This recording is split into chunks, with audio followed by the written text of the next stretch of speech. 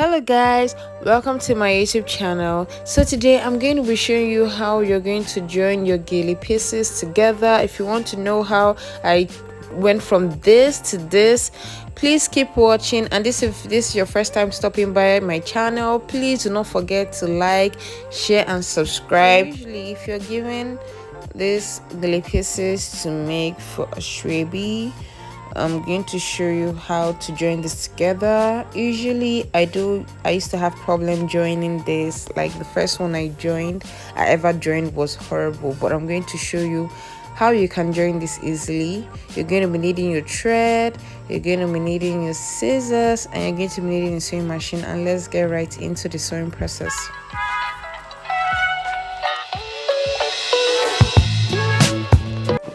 So I'm just basically reeling the thread and I'm going to thread my machine. If you want to watch how to reel your thread and thread this your Emel machine, I have a video in my YouTube channel on how to do this. I'm going to post links so that you can watch how you can do this on your own. It's very simple. So I'm trying not to waste our time, so let me speed the video up.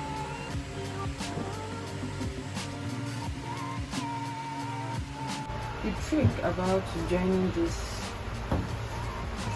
together, first thing I'll take two pieces first, put one at one edge and the other one I'll come and join at the other edge. So I kind of folded it. Then I'm going to use this line as a guideline. If you don't have it, just make use of 0.25. It is perfect. So all I simply do is place this on top of this, just place this on top of this, and then sew at the middle side. Just you pick it up, pick it up, just join it and sew at the center side. This thing is a test of so should be sewed in, and I'll start to sew. This has to do with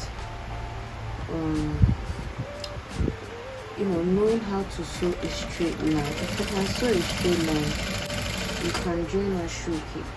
If you see the one I've already sewn, you can see it is joined perfectly. Just place it at the center and just sew along the center part of this two from up all the way down. Just be very careful, up all the way down. Place on a 0.25 directly on top of the other, and just sew at the center side.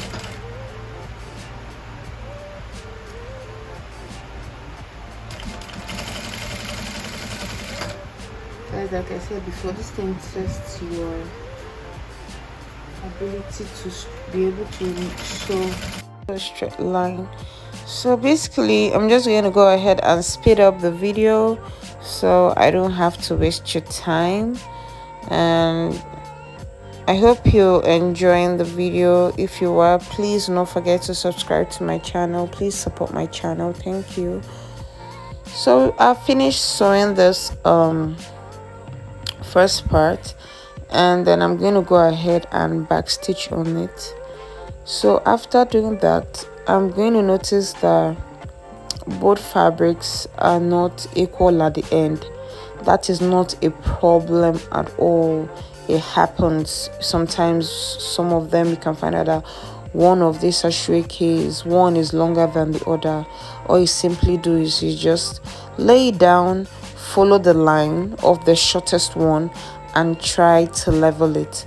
So you just place it down and just trim off the excess part.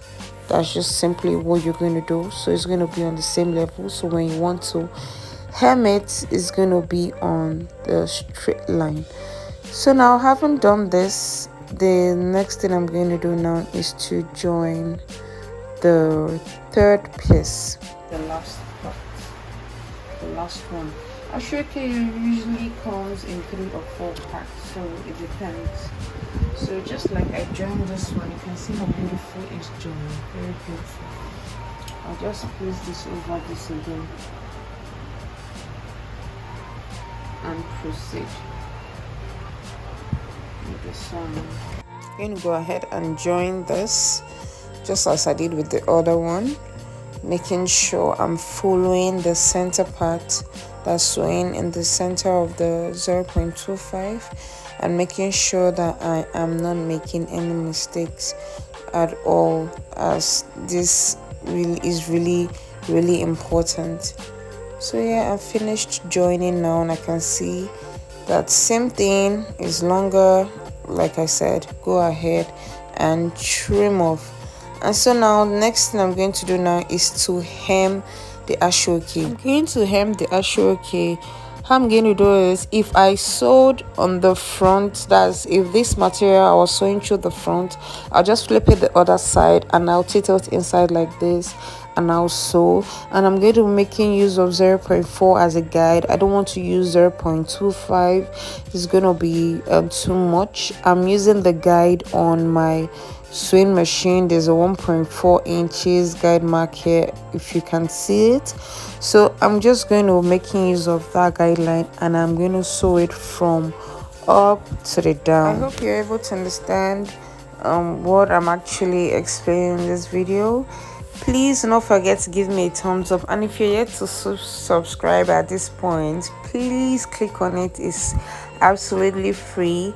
And I hope you enjoy watching this video. Drop me a comment. Thank you so much. So now I have joined one side. I'm going to go ahead and do the other side, making sure that both sides that I'm hemming are, as in both sides are facing the same side. Not I'll hem one side facing up and I'll hem the other side facing down. So just be very careful of that. And I'm going to go ahead and round up with this Ase-oke. And guys, basically this is just it. This is all you need to do. Is totally very simple. I hope with this easy teaching of mine, I hope you're able to understand it. If there's something you'd want me to teach next, please comment down below and I would work in it.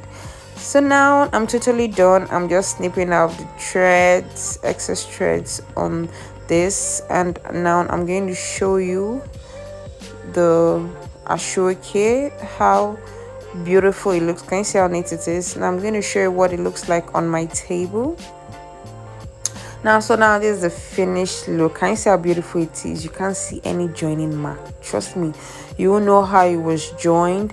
And you can see this selvage part. This part does not need folding in because of how it is made.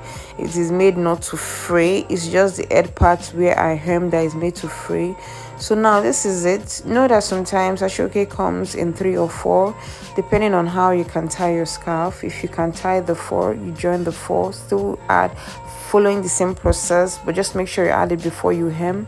And that is all you need to know about this video. Thank you so much for watching, guys. Please like, subscribe and click on the notification bell. I'll see you in my next video. Bye.